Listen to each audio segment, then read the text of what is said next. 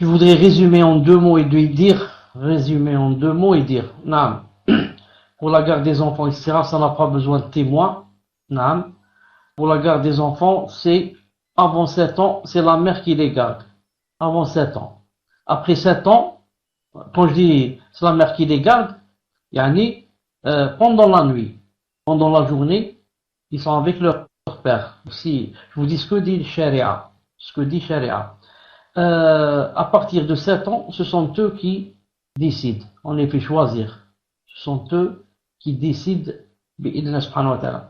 Maintenant, s'ils décident qu'ils aillent vers par exemple, le père ou la mère, on les donne, mais à condition que yani, les pères ou le père et la mère sont, masha'Allah, dans le din. Car les enfants peuvent décider yani, d'aller vers le côté où il n'y a pas beaucoup de din.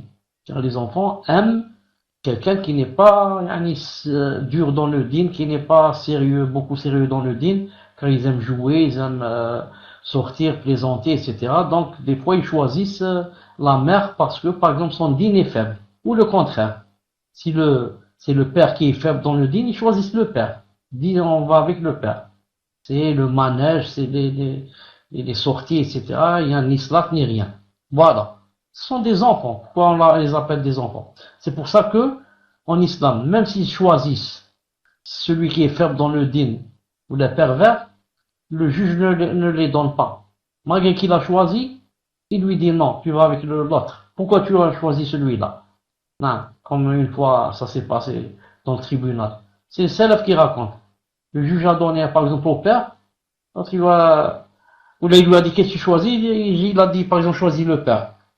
Puis le juge lui a demandé pourquoi tu as choisi le père mon fils? Il lui a dit mon père tout le temps on joue etc. Il nous dit pas comme dit la mère. À chaque fois il faut prier. Ah il a dit c'est comme ça. Alors il faut aller vers la mère. Il a donné à la mère, il a enlevé du père. Donc en général, comme l'a résumé Cheikh l'Islam Taymiyyah, il a dit l'enfant, naam, celui qui a le plus de priorité sur sa garde, c'est celui qui a le plus de din parmi les deux. Celui qui a le plus de din, c'est celui qui a plus de droit sur son enfant, bi'idnillahi ta'ala. Sur son enfant, bi'idnillahi ta'ala. Mais ça n'empêche pas que l'autre aussi, celui qui a le din faible, que c'est aussi son enfant, et qu'il a le droit de le voir de temps en temps, etc. Mais on parle de la garde à qui elle revient, bi'idnillahi ta'ala. La personne dit si la aqida du père n'est pas salafiyya. Si la aqida du père n'est pas salafiyya, ça veut dire il fait partie des gens de la bid'a. Ça veut dire si la mère, c'est sa aqida des salafiyya et sa aqida des salaf, etc., c'est elle qui doit l'éduquer, bi'idnillahi ta'ala. Mais n'empêche que le père a le droit de le voir. On ne peut pas le priver complètement et lui dire ce n'est plus ton fils, donc tu n'as plus le droit de le voir. Quand même, c'est son père, il a le droit de le voir, etc. Mais c'est sa mère qui a la garde d'un côté, et c'est elle qui lui inculque le vrai minhaj. À chaque fois qu'il a un contact avec son père, ou qu'il va le voir, ou qu'il passe la nuit chez lui, ou là, comme dans les lois des kuffars, la loi des kuffars, elle donne des jours au père.